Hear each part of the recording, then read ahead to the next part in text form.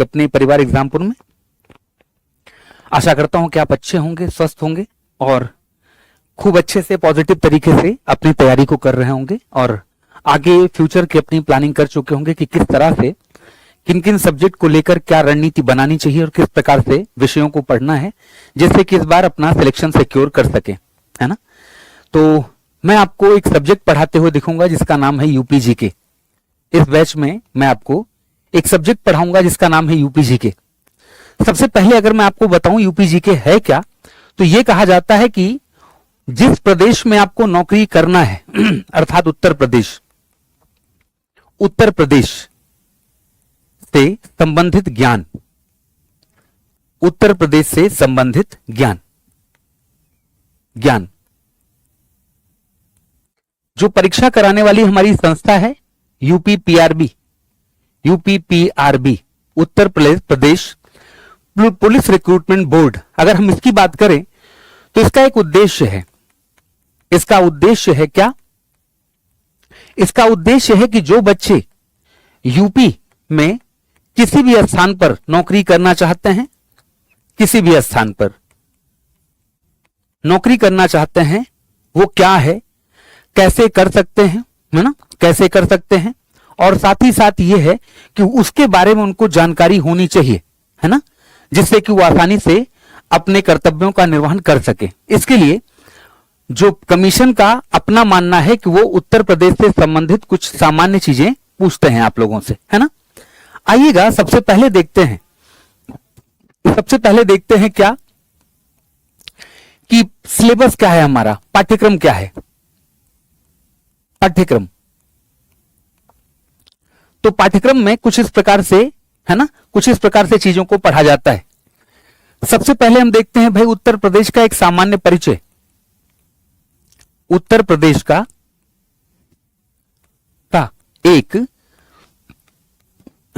सामान्य परिचय।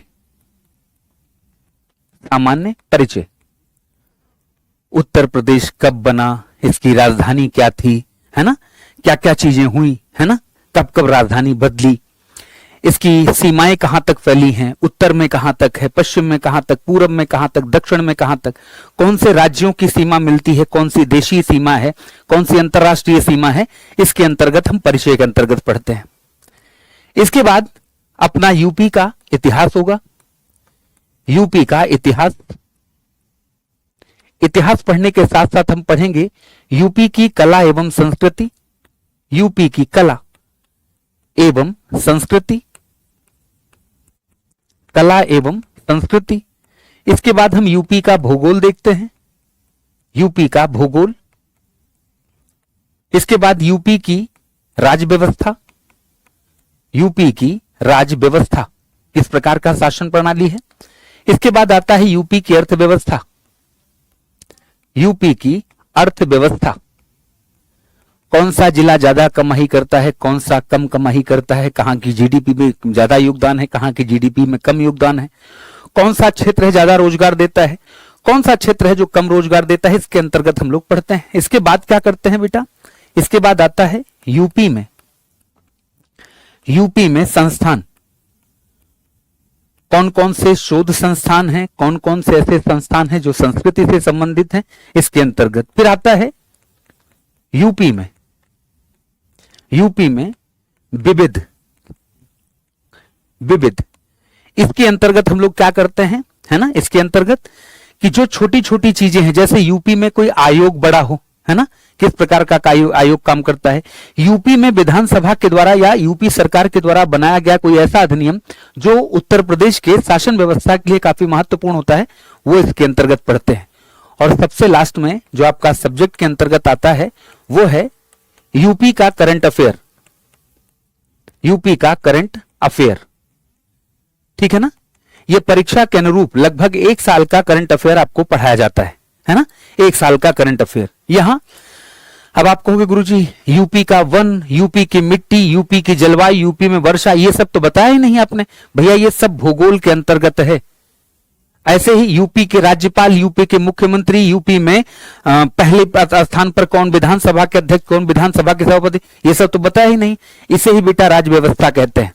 इसे ही राज व्यवस्था कहते हैं। अब कहो गुरुजी न मेले न त्योहार, है ना, न मेला बताया न त्योहार बताया, सिलेबस आपने कंप्लीट कर दिया। अरे भाई मेला त्योहार व्यक्तिगत जो व्यक्ति हैं, घराने हैं, लोकगीत है, संगीत है, ये सब कला एवं संस्कृति का हिस्सा है। आप यहां इसके अंतर्गत पढ़ते हैं, ठीक है ना।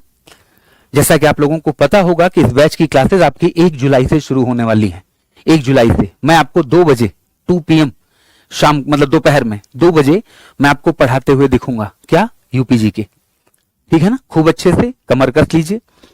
इस बार वैकेंसी भी 27 में इलेक्शन है, तो जरूरी नहीं कि सर पब यही वैकेंसी देखें।